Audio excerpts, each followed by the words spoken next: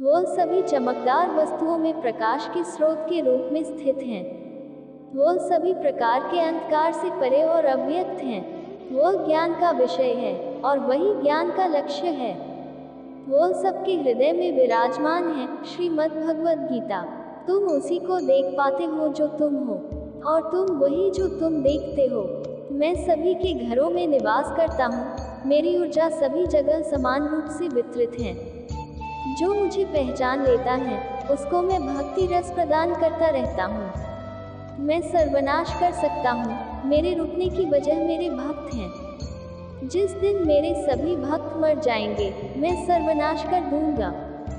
जो व्यक्ति अंधकार से मोहित होकर अपने कर्मों को अंजाम देता है, मैं उसके खिलाफ खड़ा होता हूँ। तुम हमेशा के लिए यहाँ रहने वाले नहीं हो। तुम्हारा जीवन बहुत सीमित है।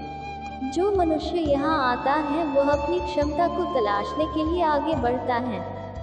ये गलत नहीं है अगर तुम निस्वार्थ भाव से अपनी गति करते हो। स्वभाव के द्वारा निर्धारित कर्तव्य का पालन करने से कोई पाप नहीं होता है। हम वास्तव में कभी दुनिया का सामना करते ही नहीं हैं। यहाँ रहकर हम जो भी अनुभव करते हैं वे हमारी इंद्रियां हैं।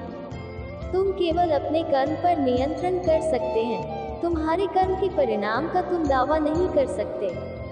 हारने का डर, असफलता का भय, कर्मों के साथ भावना जोड़ना सफलता की सबसे बड़ी बाधा है। ये विचार मन को अस्थिर कर आपकी क्षमता को लुटता है। स्वार्थ से जुड़े कर्म आपको दुनिया में कैद करते हैं। व्यक्तिगत लाभ के बारे में नहीं सोचें और निस्वार्थ भाव से काम करें। अपनी इच्छा शक्ति से खुद को नया आकर दो। अपने आप को कभी स्व इच्छा से नीचा मत होने दो। बुद्धिमानी तुम्हारी चेतना को एकीकृत करती है और कर्म के फल के प्रति आसक्ति को त्यागने में मदद करती है। दूसरों के सुख दुख पर कोई यदि इस प्रकार प्रतिक्रिया देता है जैसे वे उसके अपने हैं, तो उस व्यक्ति को सच्चा आध्यात्मिक मान सकते हैं। मैं हर समय से यहाँ पर था। ऐसा कोई समय नहीं है जब मैं यहाँ नहीं था। मैं समस्त भूत में भी विद्यमान था और समस्त भविष्य में मेरा विद्यमान रहेगा। दुनिया का सबसे बड़ा पापी अगर समर्पण के साथ मेरी सच्ची उपासना करे तो मैं उसको भी शुद्ध कर देता हूँ। वे लोग जो केवल कर्म के फल की इच्छा से प्रेरित होते हैं, वे अक्सर दुखी रहते हैं। जब किसी की चेतना एक हो जाती है तो उसकी सारी व्यर्थ चिंताएं पीछे छूट जाती हैं। फिर उसको किसी वजह की चिंता नहीं होती है। चाहे चीजें अच्छी हो या बुरी, वह सदा एक सा रहता है। जो लोग अपनी आत्मा से भली भांति परिचित है, वे इंद्रियों पर पूरी तरह से नियंत्रण रखते हैं। अपने भूत की घटनाओं पर चिंतित होना व्यर्थ है। तुम न तो अपने भूत को बदल सकते हो, न अपने भविष्य की कल्पना कर सकते हो। तुम केवल चिंतित हो सकते हो, जो पूरी तरह से अर्थहीन है। मन को शिक्षित कर मनुष्य अपने सोचने के तरीके बदल सकता है और कोई भी कदम उठाना सीख सकता है। ये योग का केंद्रित सिद्धांत है। संसार में जीवित रहने के लिए कर्म करते रहना चाहिए। अपने कर्तव्यों से दूर रहकर कर्म से बचने की कोशिश नहीं करनी चाहिए। जो सुना है उस पर विश्वास मत करो।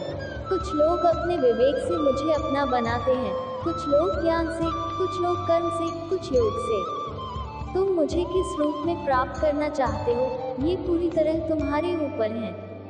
तुम मुझे जिस रूप में बुलाओगे मैं उस रूप में हाजिर हो जाऊंगा।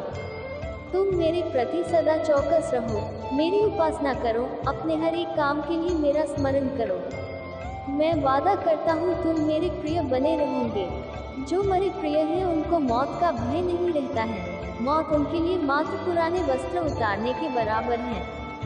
इस दुनिया का आकर प्रत्येक मनुष्य के लिए अलग अलग है। मनुष्य अपने सोच और कर्म से इस दुनिया का आकर निर्धारित करता है। अपरिपक्व लोग सोचते कि ज्ञान और कर्म अलग अलग हैं, लेकिन बुद्धिमान उन्हें एक ही मानते हैं। मनुष्य अपने कर्म ज्ञान के अनुसार ही करता है। मृत्यु के समय आत्मा केवल देह को त्यागती है, अपना अस्तित्व नहीं। इसलिए मृत्यु को लेकर कोई भय पैदा मत करो। गीता का सार यह है कि प्रत्येक प्राणी में विराजित ईश्वर को देखो और उसके अनुसार अपने कर्म करो। गीता कोई आज्ञा की पुस्तक नहीं है, बल्कि विकल्पों की पुस्तक है। जब मनुष्य सांसारिक विषयों के बारे में सोचता है तो आसक्ति आ जाती है। आसक्ति से इच्छा उत्पन्न होती है, इच्छा से वासना उत्पन्न होती है, वासना से क्रोध के बादल उमड़ पड़ते हैं। इसलिए ध्यान को सांसारिक विषयों से हटाकर कृष्ण में लगाओ।